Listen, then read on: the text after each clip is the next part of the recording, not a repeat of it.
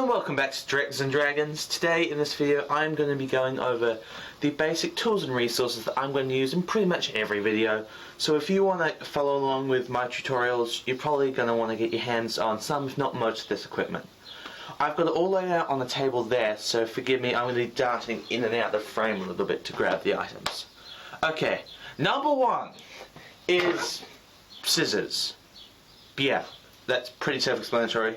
I do, however, recommend getting two pairs.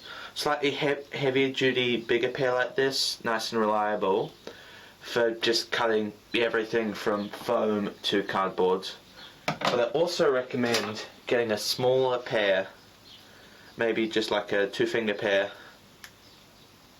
It really helps for slightly more intricate work, and it also helps to keep these really sharp. Okay, number two. Two. Ruler. Again, pretty self-explanatory. Recommend getting a steel one. It's just way more versatile, and you can hit people and things with it as well, which is, yeah. Cool. Number three. Pens and pencils.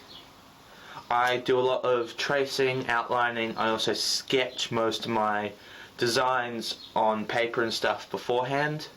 So pens and pencils always helpful, and I make notes on absolutely everything, like even just the cardboard I'm cutting out.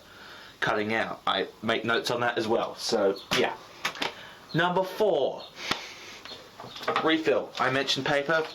Just plain white refill. It's uber cheap and it's so useful for notes and even making patterns out of.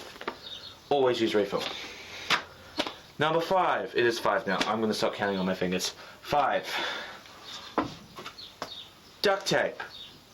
Oh, this is so useful. Like, you can never go wrong with duct tape.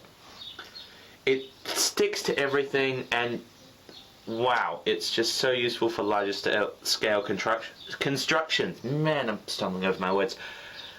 You don't usually see it on the outside of builds, but sometimes you can use it for detail work, but it usually helps to keep the structure on the inside of large objects, maybe some miniatures or complex pieces of armor. Adding on to that, 5.5 masking tape. Really useful if you're sticking multiple sheets of refill together to make patterns. You can also use it for masking over things. When you're painting, it's very versatile tape. It's paper tape, so you can tear it really easily. You don't need to cut it like sellotape. It also sticks better than most sellotapes. Okay, number six. A hot glue gun. Man, if you have to get one thing on this list, get a freaking hot glue gun. It is so useful. I literally will use it in every video. I will use it instead of sewing fabric. I'll just hot glue it. I do recommend getting a medium-sized one. You can also get a large-sized one and an extremely small-sized one. But it's the nice middle ground. You can use it for large-scale projects, and it can spurt a large amount of glue when it needs to. You can also use it for quite intricate stuff as well. So nice middle ground. Get a medium size. Usually about $12. Totally worth it. Okay, we're on to 7 now, aren't we? 7. Permanent markers. Again, same sort of things, pencils and pens, great for outlining, also great for detail and adding texture to sketches. I'm going to use them so often. I'm queuing quite a collection here, aren't I? Number 8, it is 8. A craft knife. So when scissors don't always suffice, especially for detailed cutting out of things, craft knives, just lifesaver. Again, get the smaller medium-sized ones. They're nice middle ground. It is worth getting a slightly larger one. I'm still working on getting one. I just haven't gotten around to buying it yet. Larger one helps on heavy-duty materials where the smaller blade may not be just up to the job. And well, that's number 8, isn't it? Number 8B.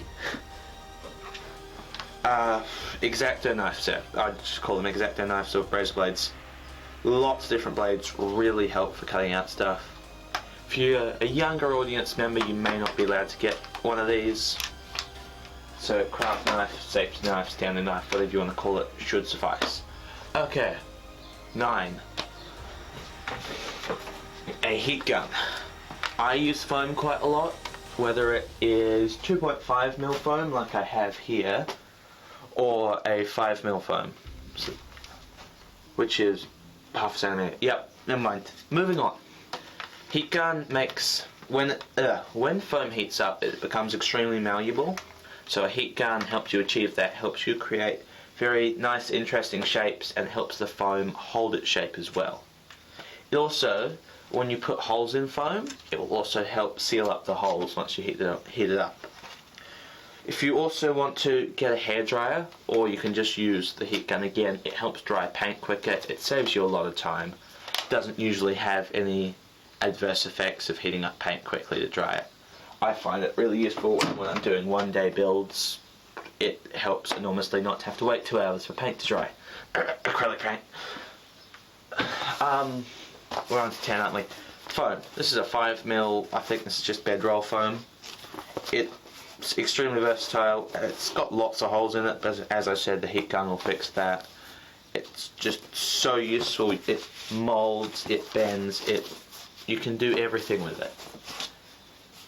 And again, the 2.5mm is really good to get as well. It's half the thickness of that. That isn't 2.5, what is it? Okay, and final honourable mention. I still think the hot glue gun is the most useful thing you can have, but after the hot glue gun and scissors is cardboard. It's cardboard. It's so useful. You can make everything out of cardboard. Now I usually use it more for mock-ups or just for creating more sturdy patterns to trace things. But it's still, I use it all the time. My creative journey started with cardboard, scissors and sellotape, making armour at school, and it's just, I have such a soft spot for cardboard. Always use cardboard. I think that's everything. I may, if I've forgotten everything, be putting it up on the screen right now. But if that is all, thank you guys for watching. I will have the first actual build video out very shortly. I think it might be something from Lord of the Rings. Something you're probably going to recognise. It's not a weapon though, it's a costume item. I'm going to leave you with that. Thank you for watching. If you enjoyed it, like and subscribe. Helps YouTube algorithm, blah blah blah. Yeah. See ya.